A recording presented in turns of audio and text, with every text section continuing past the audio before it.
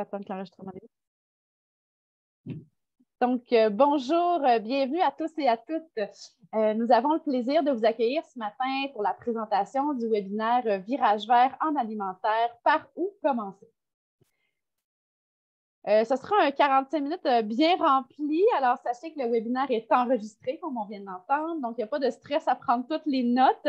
Le lien de l'enregistrement et de la présentation vous seront envoyés par courriel. D'ailleurs, si vous avez des questions, vous pouvez nous les transmettre directement dans l'espace réservé à la discussion ou par courriel ultérieurement, évidemment, s'il y a des problèmes avec le chat.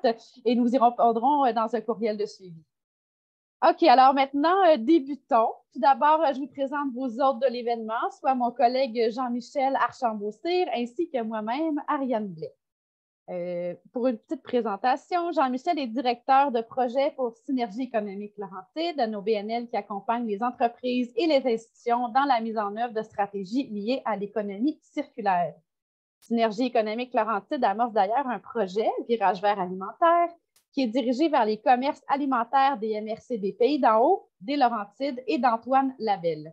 Le projet vise justement à accompagner les entreprises vers l'éco-responsabilité.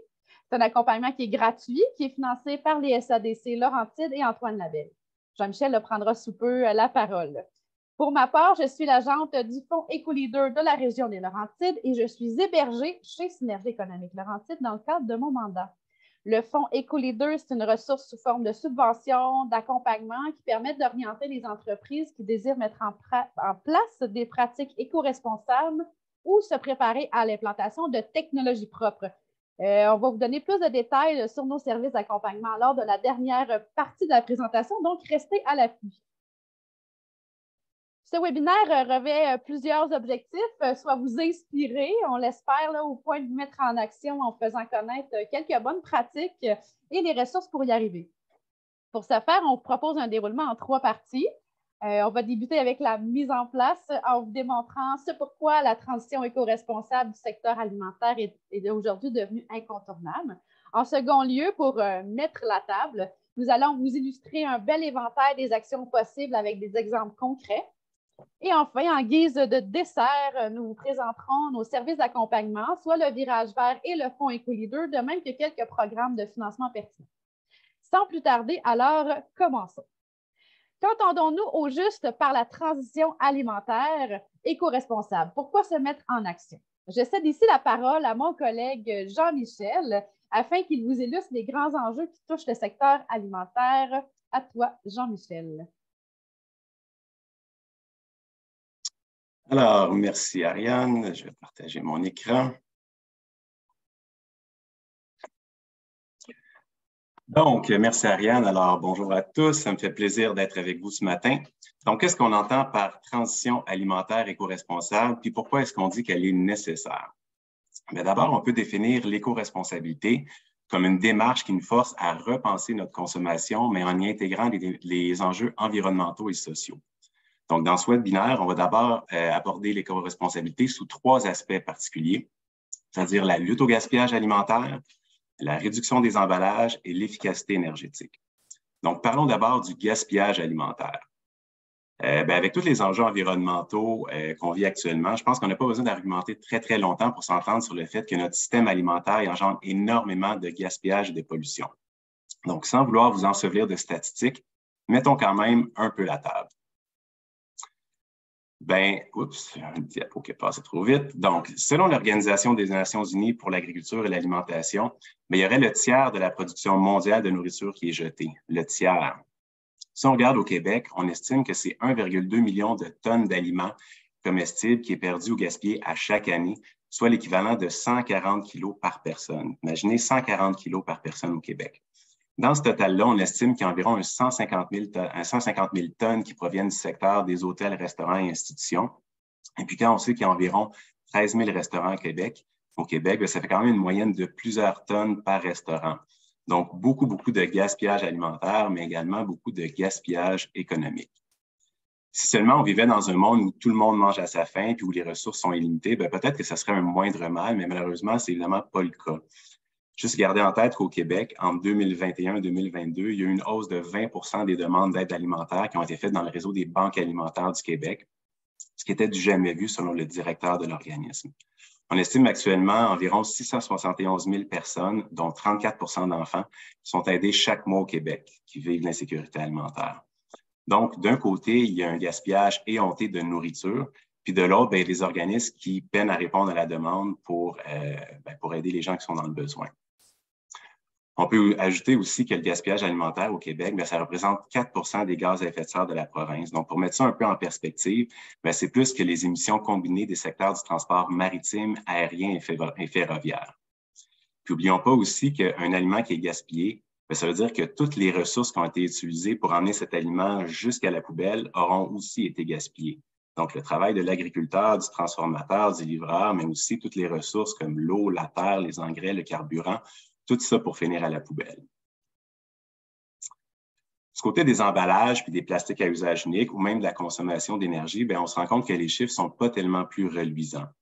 Par exemple, on estime que plus de 7 de la production mondiale de pétrole, bien, c'est utilisé pour produire des plastiques à usage unique.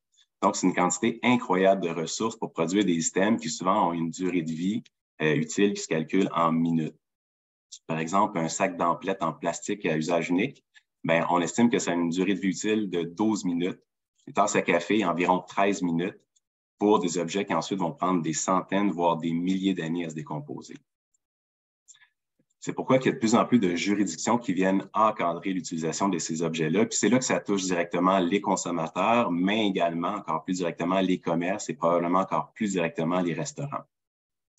Aujourd'hui même, le 28 mars, il y a une nouvelle réglementation qui entre en vigueur à Montréal qui est très, très ambitieuse, qui vise à interdire plusieurs plastiques à usage unique. Donc, à partir de maintenant, à Montréal sont interdits, par exemple, les tasses, les verres, les pailles et les bâtonnets en plastique. Également, tout ce qui est contenant en polystyrène ou en styromousse sont interdits. Puis au niveau des ustensiles en plastique, ben, dorénavant, ils vont être disponibles seulement pour les commandes emportées, puis seulement sur demande. Puis on n'a pas allé tellement loin. Ici même, dans les Laurentides, on voit qu'il y a des municipalités qui prennent des initiatives semblables. Par exemple, depuis 2021 à Prévost, ben, c'est interdit de vendre des items tels que des pailles et des bâtonnets de plastique. Puis depuis peu, la municipalité impose une redevance sur la vente de bouteilles d'eau et d'ustensiles en plastique. Dans les dernières semaines, ben, c'est la ville de Mont-Laurier qui a adopté un règlement qui interdit les sacs d'emplettes à usage unique sur son territoire, qui va entrer en vigueur à partir du mois d'août. Puis à Mont-Tremblant, par exemple, c'est 4 items en plastique à usage unique qui vont être interdits à partir du mois de juin, soit les sacs d'emplettes à usage unique, les ustensiles, les bâtonnets et puis les pailles. Donc, il y a d'autres municipalités aussi qui emboîtent le pas. Je ne vous ai pas fait toute la liste, mais ce qu'il faut savoir, c'est que c'est un mouvement qui a de l'élan, puis les commerces n'auront pas le choix de s'adapter. D'autant plus qu'il y a une vague de fonds qui va toucher l'ensemble du pays à partir de décembre prochain. J'imagine qu'il y en a plusieurs qui en ont entendu parler. C'est que le gouvernement fédéral a adopté une réglementation pour interdire la vente de 6 items de plastique à usage unique à partir de décembre 2023. Donc, les items de plastique à usage unique vont être interdits au pays, puis pour lesquels il va falloir absolument trouver des alternatives. Bien, ça va être les sacs d'emplettes, les ustensiles, les récipients alimentaires, les bâtonnets à mélanger, les pailles et puis les anneaux pour emballage de boissons.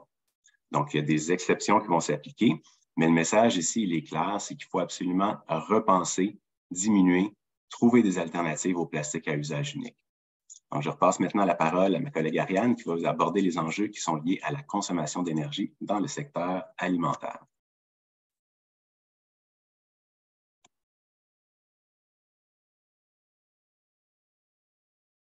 Merci Jean-Michel. Donc, je vais vous aborder aujourd'hui les enjeux énergétiques. Donc, les enjeux énergétiques sont au cœur de grandes préoccupations à la fois économiques et environnementales. Juste pour vous donner une idée de l'état de la situation actuelle, selon les prévisions d'Hydro-Québec, les surplus hydroélectriques seront épuisés et ce dès 2026. 2026, c'est demain matin. Il faut donc reconsidérer notre rapport à l'énergie. Le temps de l'abondance semble tirer à sa fin. Aussi, selon le bilan énergétique du Québec, près de la moitié de l'énergie totale au Québec est perdue en raison de l'inefficacité du système. Les pertes sont donc considérables. Il est donc impératif de penser aujourd'hui à changer nos habitudes afin d'éviter les surprises de demain, notamment au niveau de l'accessibilité et de l'abordabilité de l'énergie au Québec. Pour réussir la transition, il faudra donc réduire notre consommation énergétique et moderniser la réglementation. Pour y arriver, il existe plusieurs initiatives gouvernementales vers la sobriété énergétique et l'atteinte d'objectifs, à ma foi, ambitieux. Notamment, le plan pour une économie verte 2030 a pour objectif la réduction de 37,5 des GES par rapport au niveau de 1990, de même que l'atteinte de la carboneutralité d'ici 2050. Il y a aussi le plan directeur en transition, innovation et efficacité énergétique du Québec, dont voici quelques cibles clés là, que j'ai identifiées qui touchent peut-être un peu plus particulièrement votre secteur, c'est-à-dire améliorer de 15 l'efficacité avec laquelle l'énergie est utilisée et de réduire de 40 la quantité de produits pétroliers consommés au Québec. Notons également un nouveau programme là, de valorisation des rejets thermiques qui vient tout juste d'être annoncé, qui pourra certainement appuyer des initiatives assez innovantes là, dans le secteur alimentaire. Et finalement, dernière statistique frappante, sachez que les restaurants affichent l'intensité énergétique moyenne la plus élevée parmi les immeubles commerciaux et institutionnels, soit de 2,58 gigajoules par mètre carré, quand la moyenne canadienne est de 1,31 gigajoules par mètre carré. Les solutions sont donc claires, il faut aller vers l'efficacité énergétique. Bien que tous les secteurs soient appelés à se mobiliser pour l'atteinte des objectifs que le gouvernement s'est donnés, compte tenu du bilan énergétique des restaurants et autres commerces du secteur alimentaire, il faut quand même s'attendre à ce que les efforts demandés soient dirigés vers votre secteur. En effet, l'optimisation des chaînes logistiques pour le transport et la marchandise, de même que l'appui aux entreprises dans leur gestion de l'énergie, est au cœur des intentions du gouvernement pour y arriver. Donc, soyez avertis et vigilants, là, car se préparer à ces enjeux-là, c'est devenu primordial. Pour terminer cette section, je voulais vous résumer un peu les avantages de se mettre en action. En premier lieu, inévitablement, là, se mettre en action se traduit par une amélioration de l'image corporative, une plus grande fidélisation de la clientèle. On peut même penser, voire même au développement d'une image de marque et de même d'avantages compétitifs. Ça permet aussi de se préparer aux contraintes réglementaires et éviter l'effet de surprise. Il y a aussi la diminution des coûts à plusieurs niveaux. On peut penser à moins d'achat d'items à usage unique, des frais de gestion de matières résiduelles diminués, une facture d'énergie moins importante et moins de pertes, etc. Autre avantage, j'ai aussi une plus grande résilience des entreprises. Par exemple, en cas de crise ou de conflit qui peut générer des problèmes d'approvisionnement, si la demande des intrants est moindre, notre entreprise est donc plus à même de résister aux chocs et aux variables qui sont hors de notre contrôle. En dernier lieu, et non le moindre, on parle ici d'une meilleure rétention et attractivité de la main-d'œuvre. Je vous ai sorti quelques statistiques assez parlantes. Donc, 75 des milléniaux américains sont prêts à accepter un salaire moins élevé pour une entreprise socialement responsable. 40 affirment avoir déjà choisi un employeur en raison de son engagement en développement durable. Et pour ce qui est de la rétention, 70 affirment que la durabilité d'une entreprise influence positivement leur désir de rester à long terme dans une entreprise. Donc, puisque le problème de la main-d'œuvre est là pour rester, on parle au moins de 10 ans selon les prévisions. S'engager dans la transition éco-responsable, c'est certainement une façon d'amoindrir les impacts de cet enjeu.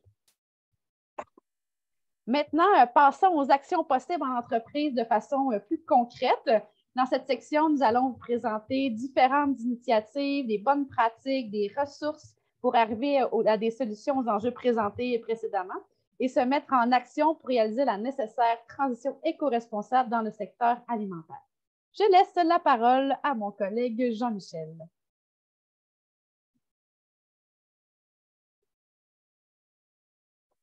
Alors, merci Ariane. Donc, on a tracé un portrait quand même plutôt sombre, mais sachons qu'il y a quand même de l'espoir, qu'il y a plusieurs solutions qui existent pour faire une bonne transition éco-responsable. Donc, revenons d'abord au gaspillage alimentaire. On sait tous, avec l'augmentation du coût des aliments, c'est encore plus important de minimiser ses pertes et de diminuer ses coûts. Donc, il y a des solutions qui existent, mais parfois, on ne sait pas trop par où commencer. Donc, on va d'abord vous présenter quelques bons réflexes à développer puis des bonnes pratiques à mettre en place. Puis, on va ensuite voir quelques solutions qui sont plus ambitieuses avec des exemples de commerces qui font preuve d'ingéniosité pour tendre vers le zéro déchet. Donc, quels sont les bons réflexes à avoir? Bien, d'abord, il est important d'observer sa situation actuelle puis de se poser quelques questions sur ses façons de faire puis aussi de démontrer une ouverture face au changement. Premièrement, comment est-ce qu'on peut réduire les pertes en amont? Bien, au niveau de la gestion des stocks et des commandes, il y a quelques bons réflexes qu'on peut avoir. Tout d'abord, se demander, s'assurer de vérifier les stocks avant tout achat ou commande, puis d'acheter en quantité adaptée aux besoins. Ne pas se laisser tenter par des promotions des fournisseurs si le besoin n'existe pas, évidemment. S'assurer lors de la réception de la marchandise de vérifier les dates de péremption puis de la qualité aussi, puis en tenir compte dans l'utilisation des produits. S'il y a quelque chose qui a de l'air à vouloir se flétrer rapidement, bien, ça vaut la peine de réagir là, pour pouvoir mettre ça sur le menu plus rapidement. Ensuite, il faut viser à allonger la durée de vie des aliments une fois qu'on les a reçus. Donc, essayer de mettre les bonnes conditions en place. Le premier réflexe à avoir, est-ce que mes frigos, mes congélateurs sont à la bonne température? Est-ce qu'ils sont bien entretenus puis ils sont dans un emplacement qui leur permet de fonctionner à leur niveau optimal au niveau de l'efficacité énergétique? Est-ce que j'ai un calendrier d'entretien? Puis est-ce que je suis les bonnes pratiques suggérées par le fabricant? Est-ce que des termes comme dégivrage régulier, nettoyage des grilles, du condensateur, inspection de l'évaporateur, est-ce que c'est des termes familiers? Donc, je vous ai mis quelques références pour pousser plus loin ces questions que vous pourrez consulter lorsque vous allez recevoir la présentation là, au cours de la semaine, de cette semaine, dans le fond. Ensuite, toujours dans l'idée de prolonger la durée de vie des aliments une fois qu'ils sont en cuisine, est-ce qu'on possède des appareils comme la mise sous vide, la surgélation, le refroidissement rapide? Sinon, est-ce que ce serait judicieux d'en acquérir pour vraiment allonger la durée de vie des aliments? Également, toujours dans l'idée de prolonger cette durée de vie-là, est-ce que les aliments sont bien emballés, c'est-à-dire dans leur bon emballage? Il y a des choses qui sont spécifiques auxquelles il faut toujours penser. Par exemple, les fruits qui dégagent de l'éthylène, comme les pommes, les bananes, etc., ils font vieillir prématurément d'autres fruits, d'autres légumes. Est-ce qu'ils sont séparés à l'intérieur du frigo? Est-ce que dans le frigo, les rotations sont bien faites par tous ceux qui ont accès? Toutes des choses qui sont vraiment, vraiment importantes pour vraiment réduire à la base. Ensuite, d'autres connaissances qui peuvent être vraiment importantes en cuisine, est-ce qu'on comprend bien les étiquettes et les durées de conservation des aliments? Est-ce qu'on est familier avec ces choses-là? Est-ce qu'aussi on a accès facilement à des solutions créatives pour valoriser des items qui sont légèrement défraîchis? Il y a plusieurs ressources qui existent, sites Internet, mais également des applications qui permettent d'avoir l'ensemble de ces informations-là, des recettes rapidement faciles pour mettre en valeur des aliments, etc. Donc, des applications qui nous permettent d'avoir toutes ces infos-là sous la main facilement. Donc, vous allez trouver plusieurs exemples dans la page QC que vous pourrez consulter plus tard. Autre bon réflexe, toujours en amont, est-ce qu'on peut réfléchir à son menu, c'est-à-dire de s'assurer qu'il peut être peut-être modifié ou ajusté pour valoriser des items qui sont moins frais dans un deuxième plat ou dans un troisième plat, leur donner une deuxième ou une troisième vie. Par exemple, est-ce que les fruits abîmés peuvent être repassés dans un smoothie ou dans de la confiture? Est-ce que des parties moins nobles, autant animales que végétales, comme des retailles, se retrouvent systématiquement pour faire des bouillons, des fonds de soupe, des sauces? Est-ce que des items comme du pain sec est repassé en croûton, en chapelure? Donc, toutes des bonnes pratiques à réfléchir, dans le fond.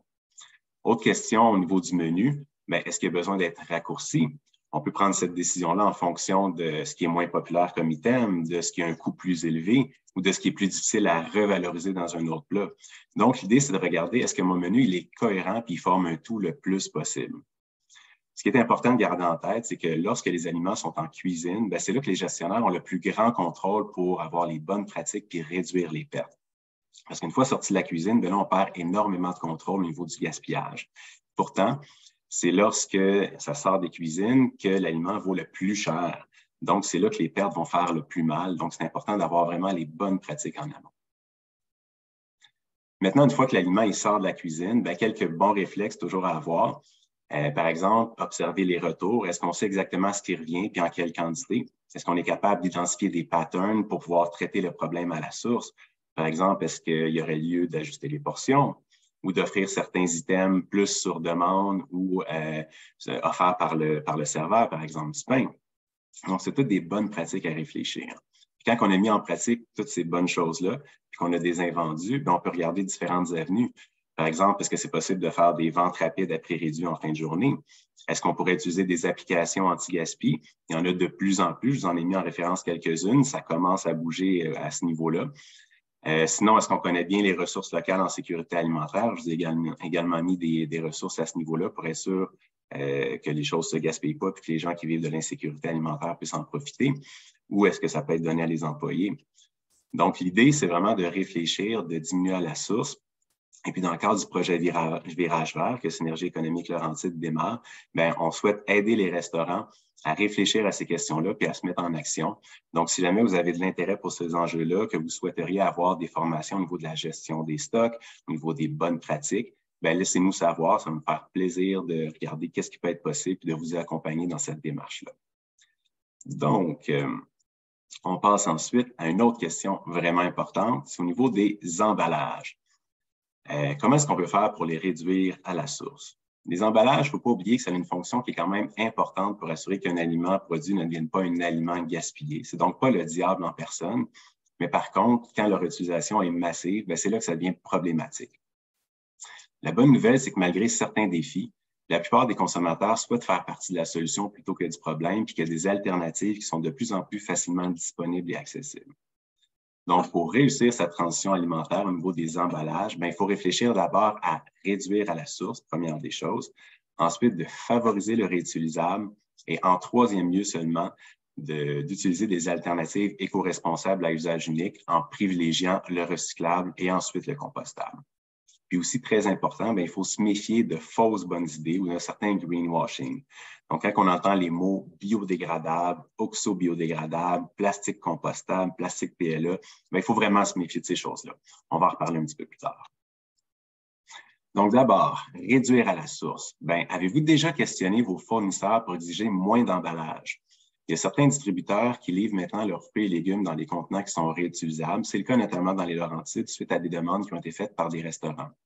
Ça peut être avantageux pour vous parce que ça veut dire moins de gestion de boîtes de carton, de plastique, surtout dans un contexte d'espace restreint en cuisine, mais ça peut aussi vous permettre de sauver des frais en gestion des matières résiduelles.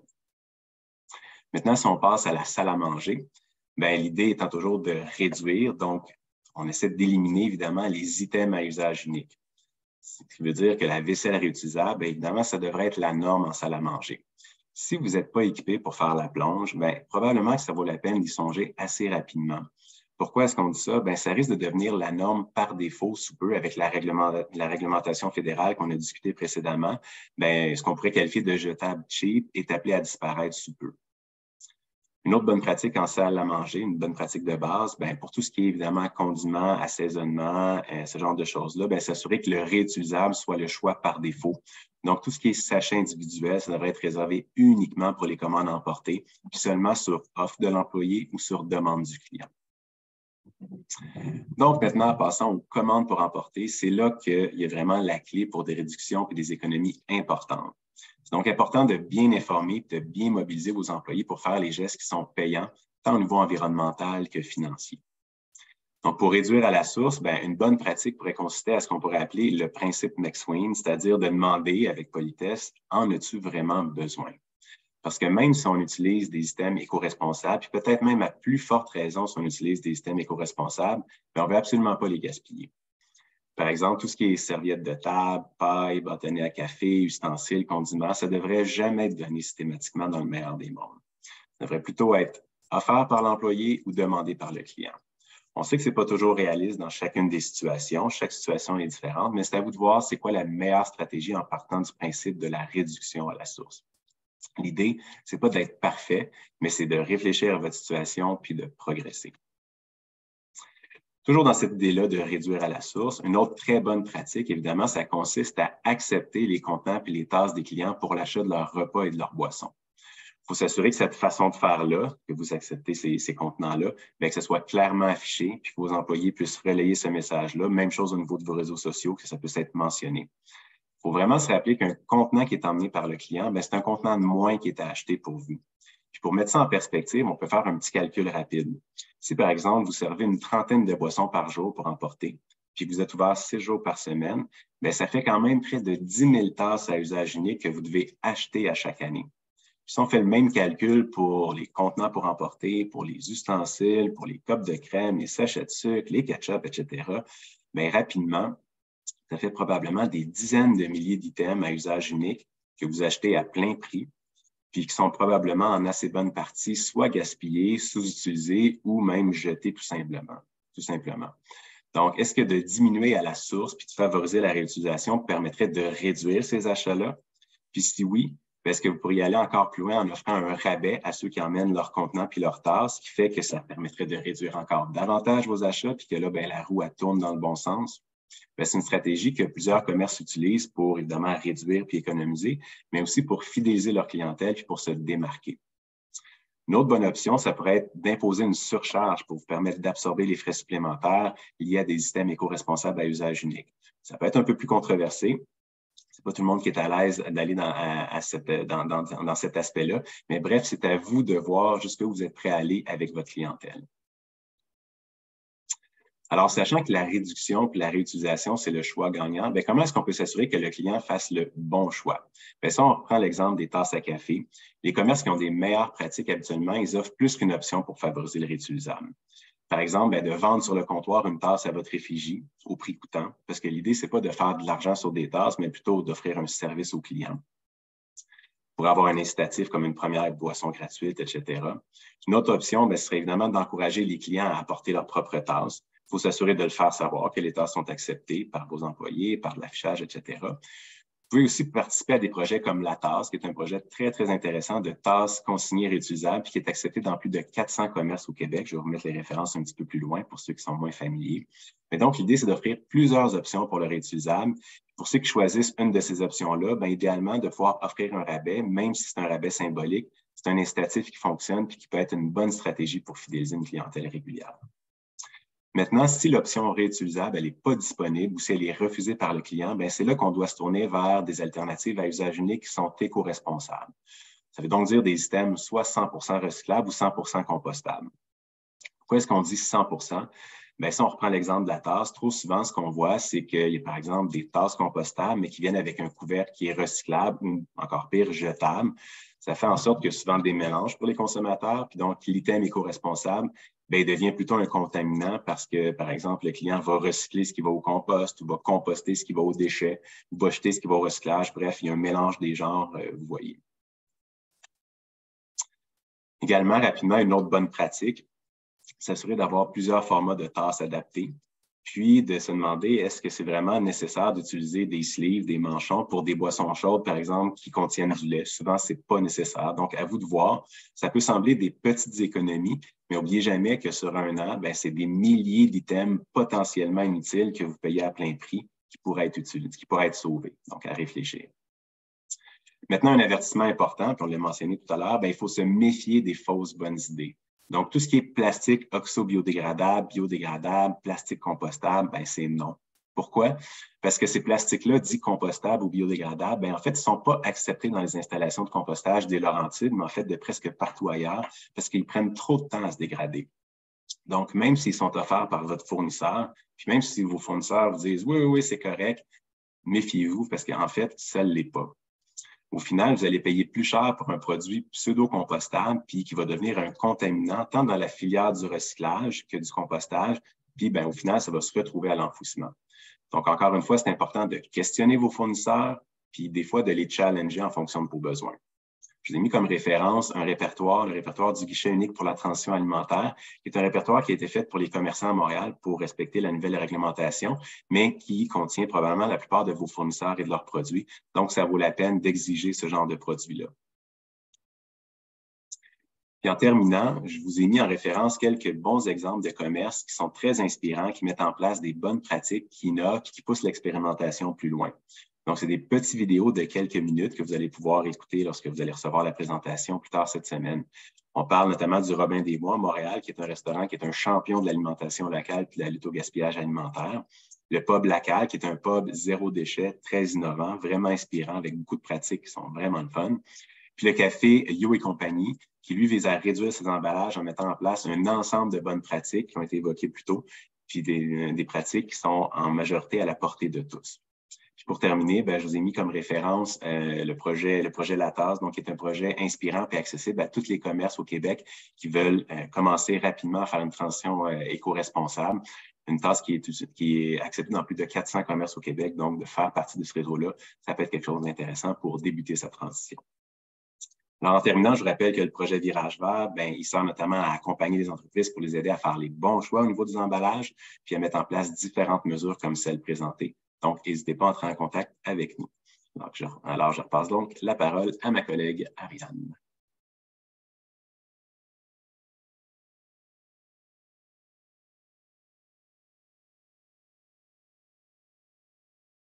Oh, Ariane, ton micro est fermé. Ah ah, voilà. Donc, merci Jean-Michel. Concernant l'efficacité énergétique, les pistes d'action sont aussi nombreuses. Tout d'abord, voici un portrait sommaire là, de la répartition de la consommation d'énergie dans un restaurant typique. Donc, si on divise par zone, sans grands étonnements, c'est la cuisine qui monopolise le plus d'énergie avec 63 de la consommation. C'est plus que 2/3 de la consommation globale. Et la salle à manger arrive en bon deuxième avec 16 %. Au niveau des activités, c'est évidemment la préparation des aliments qui obtient la plus grande consommation d'énergie avec 35 %.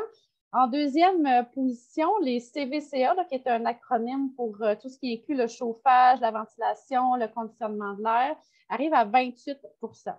Étonnamment, en tout cas, moi, je trouve ça étonnant comme chiffre, là, mais la réfrigération n'utiliserait que 6 % de la consommation totale. Fait que dans une cuisine, évidemment, tous les équipements qu'on possède font partie du bilan énergétique, c'est assez évident. Toutefois, tout ce qui touche aux procédures, à nos manières de faire, de gérer nos activités a aussi un impact très important. Donc, je vous ai listé quand même quelques procédures ici qu'on peut évaluer, voir s'il n'y a pas des habitudes qu'on peut améliorer. Donc, que ce soit au niveau du réglage de la température des pièces, le contrôle de l'éclairage, l'allumage répété des différents appareils, tous ces choix-là contribuent au bilan d'énergie. Dans des détails comme l'épaisseur des poêles, des casseroles avec plus ou moins une bonne capacité d'emmagasiner la chaleur, le fait de cuisiner avec des cocottes à pression qui réduit souvent le temps de cuisson, le fait de laver à la main ou à la machine, la façon dont le stockage au réfrigérateur ou au congélateur est effectué. On néglige aussi souvent l'importance de l'entretien régulier des équipements pour que leur performance soit optimisée et garantir aussi une vie plus longue à ces appareils-là qui sont souvent très sollicités. De même, le positionnement des appareils, surtout dans les extrêmes de chaud-froid, il y aura aussi une incidence sur l'utilisation énergétique. On peut même penser ici à l'isolation. Le choix au menu, les moments et les méthodes de cuisson aussi peuvent être planifiés en fonction des appareils pour en optimiser l'utilisation. Donc, toutes ces procédures-là qui sont un mélange entre des normes, des obligations, mais aussi de choix, qui ne sont pas toujours adoptés de façon consciente ou voulue, ont vraiment des impacts sur la facture d'énergie. Donc, il y a de nombreuses pistes de réflexion à considérer de manière à revoir et à optimiser nos habitudes. Au niveau du bâtiment, les pertes d'énergie sont déjà assez connues, mais je vais vous partager les différents coefficients de performance des systèmes de chauffage. Donc, si on prend les deux extrêmes, là, si on prend, mettons, les thermopompes, même à des températures négatives, elles gardent un rapport d'énergie consommée versus énergie produite 3 à 4 fois supérieur à celui d'une chaudière au mazout, par exemple. Donc, se donner la possibilité de calculer des retours sur l'investissement pour des équipements performants, là, ça peut être une option qui est quand même très, très intéressante. Je voulais aussi vous mentionner quelques technologies typiques là, adaptées au secteur hôtellerie-restauration qui peuvent être considérées. Donc, on a des thermostats programmables qui aident à réduire les coûts en énergie, qui augmentent aussi en même temps le confort et la sécurité des occupants. Donc, ça peut être intéressant pour nos employés dans l'optique de rétention de la main-d'œuvre. Les hottes intelligentes qui permettent aussi de moduler la part d'air en fonction des activités de cuisson. Des appareils efficaces, là, généralement, on parle d'appareils certifiés Énergie Star qui favorisent directement là, la réduction des dépenses énergétiques. La remise au point des équipements les plus énergivores qui permet aussi d'optimiser leur fonctionnement. On peut penser aussi à la conversion d'un système de ventilation, passer d'un débit constant à un débit variable, qui permet aussi également une réduction là, significative des dépenses énergétiques. Voici maintenant quelques exemples de projets d'entreprise avec quelques retombées pour, nous l'espérons, vous inspirer. Donc, tout d'abord, la microbrasserie Le Malbar a effectué une installation d'un récupérateur de chaleur dans sa buanderie et même d'un mur solaire. Ça s'est traduit évidemment par une diminution considérable de la consommation globale en énergie. Ici, un système de contrôle de ventilation pour des cuisines de IGA dans 2 succursales. On parle ici d'une diminution de 30 à 60 de la facture d'énergie annuelle. On parle juste de contrôle de ventilation. C'est des économies qui sont substantielles. Évidemment, parallèlement, là, on parle aussi d'une diminution de 20 tonnes de GES annuellement. Un peu dans la même catégorie, pour améliorer l'efficacité énergétique du bâtiment, le restaurant Chic Alors a installé un système de chauffage et de climatisation avec géothermie, des appareils d'éclairage à diode DEL, en fait, à diode électroluminescente, un système centralisé de gestion de l'énergie qui permet d'assurer un contrôle précis en temps réel de tous les systèmes électromécaniques. Ils ont aussi optimisé la production de leur pizza par le remplacement de leurs gros fours par des petits fours un peu plus performants qui entraînent aussi des économies d'énergie. Donc, grâce à l'ensemble de ces mesures-là, l'entreprise a réussi à diminuer de façon importante sa consommation d'électricité et de propane.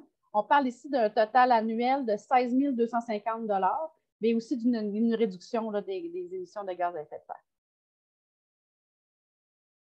Fruits d'Or, quant à elle, est une entreprise de production et de transformation alimentaire à base de canneberge et de bleuets qui était principalement alimentée en gaz naturel là, pour tout ce qui est décongélation, séchage, procédé d'évaporation. Donc ici, c'est le programme Solutions efficaces d'Hydro-Québec qui a permis à l'entreprise de profiter d'un appui financier de 300 000 $ et ainsi de réduction de la période de retour sur l'investissement lié aux diverses mesures d'efficacité énergétique qui ont été mises en place. À lui seul, l'ajout des pompes thermiques a entraîné la réduction de la facture énergétique.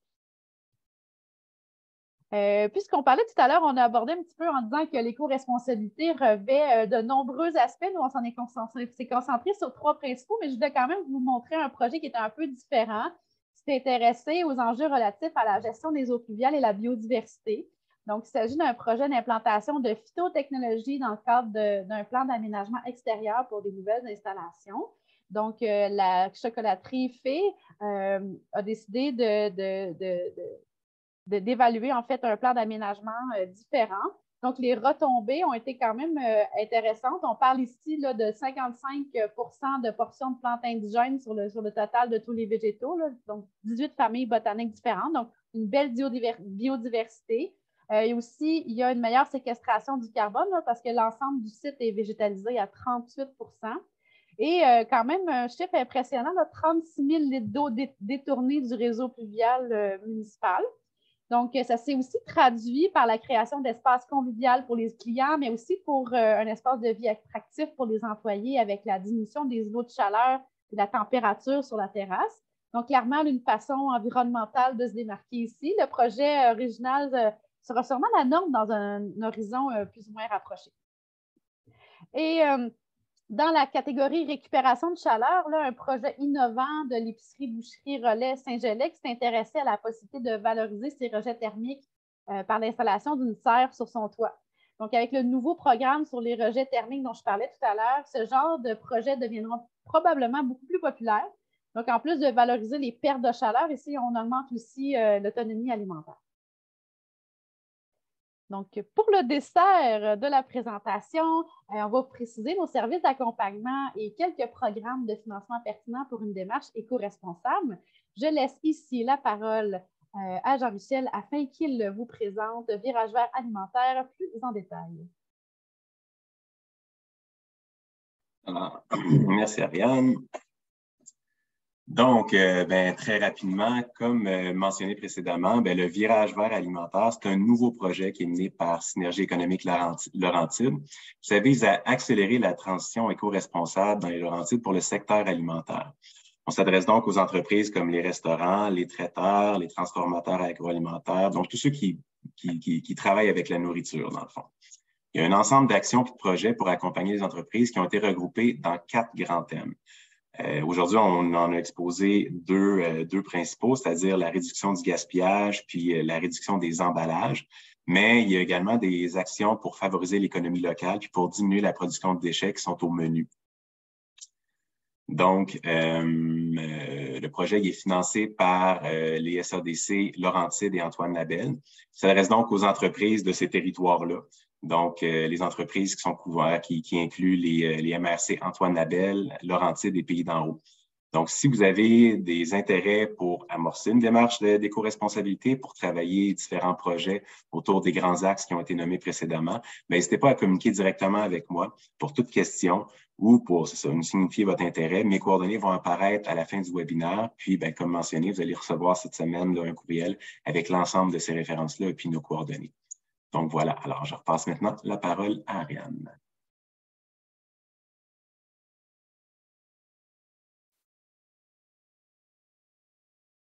Donc, le fonds EcoLeader, quant à lui, propose une aide financière sous forme de subvention pour engager des experts externes à l'entreprise pour les aider à mettre en place des pratiques d'affaires éco-responsables ou se préparer à l'implantation de technologies propres. Dans la plupart des cas, on peut s'attendre à 75 % des dépenses qui sont admissibles. Il peut s'agir de diagnostics, d'études techniques, de plans d'action, de démarches d'accompagnement, etc. La liste est quand même assez longue. On s'intéresse aussi, là, généralement, on a 11 thématiques, là, donc on couvre assez large là, dans tout ce qui est environnement. Puis, sauf que je tiens à mentionner, notre enveloppe présentement est encore vide, mais l'annonce du renflouement là, est imminente, donc restez à l'affût. Et puis, je voulais aussi vous préciser, là, bien que l'offre de service de Virage Vert et du fonds EcoLeader se chevauchent quelque peu. Donc, juste pour clarifier peut-être, parce que je l'espère un peu, pour les 3 MRC desservis par Virage Vert alimentaire, si vous constatez un besoin d'études qui sont plus poussés pour des enjeux plus spécifiques, peut-être plus techniques, vous pouvez peut-être me contacter. Pour les autres MRC qui ne sont pas desservis par Virage Vert alimentaire, le fonds EcoLeader peut offrir un genre d'accompagnement similaire. Dans tous les cas, là, si ce n'est pas clair, vous pouvez contacter mon collègue ou moi, puis on va s'assurer de vous diriger au bon endroit. Voici aussi, pour terminer, quelques programmes de financement qui peuvent compléter là, ou favoriser la continuation d'une démarche éco-responsable. Ces programmes-là sont surtout axés sur les thématiques de l'énergie. Donc, on parle de solutions efficaces Hydro-Québec qui permettent d'avoir des sous, notamment pour l'acquisition de matériel.